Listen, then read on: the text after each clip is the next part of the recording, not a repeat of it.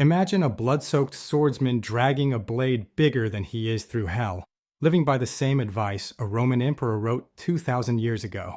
Anime isn't just giant robots and magical girls. It's ancient philosophy in neon colors. Today, we're diving into how Stoicism, Plato, and Existentialism hide in plain sight inside your favorite shows. Stick around. You'll never watch the same way again. Let's kick off with the toughest school of thought for the toughest characters, Stoicism. Stoicism 101. Control what you can, your actions, your judgments, and accept everything else with ice-cold calm.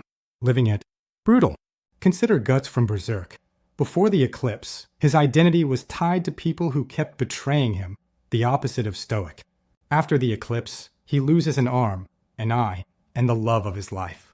Externals, gone. But he chooses to protect Casca, fights the beast of darkness within, and swings that impossible sword because that is up to him. Guts finds inner peace in a bloodbath. That's battlefield stoicism. Eren Yeager from Attack on Titan presents a darker twist. He knows he'll unleash global genocide. The ultimate, not up to us. His version of a more fatty.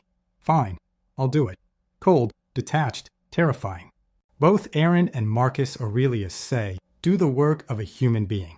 One rules an empire, one ends the world. Same philosophy, nightmare fuel. When does stoic duty cross the line into monstrosity? Attack on Titan doesn't give easy answers. Plato's Allegory in 30 seconds. Prisoners chained in a cave, mistaking shadows for reality. One escapes, sees the sun, comes back, and the others want to kill him.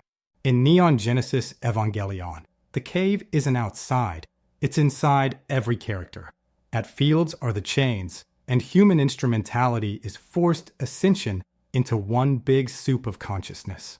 Shinji gets to decide. Merge everyone or let the painful, individual shadows stay? He picks the shadows. Individual suffering over perfect unity. In Puella Magi Madoka Magica, Hubie sells the contract like a hero's journey, but the truth is, you become the witch.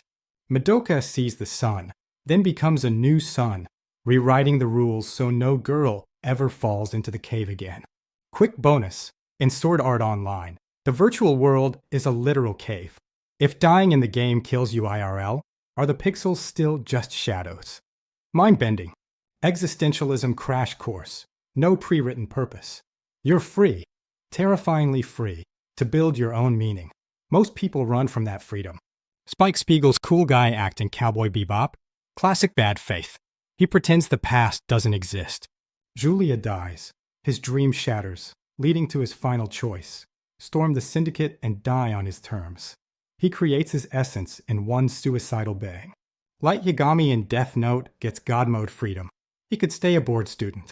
Instead, he invents Kira, builds a moral system from scratch, and justifies mass murder.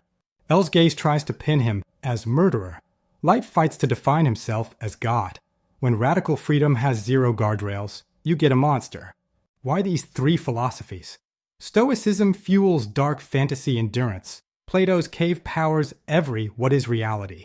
Twist and existentialism drives every who am I breakdown. Anime doesn't lecture, it embodies.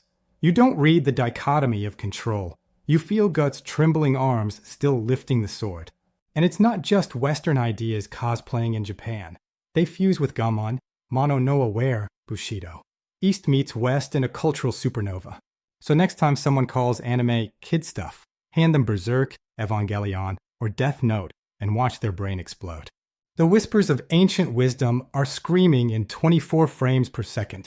What's your favorite philosophical moment in anime? Drop it in the comments. I read every single one. If this video made you see your watch list differently, smash that like button, hit subscribe, and ring the bell so we can decode more hidden wisdom together. See you in the next frame.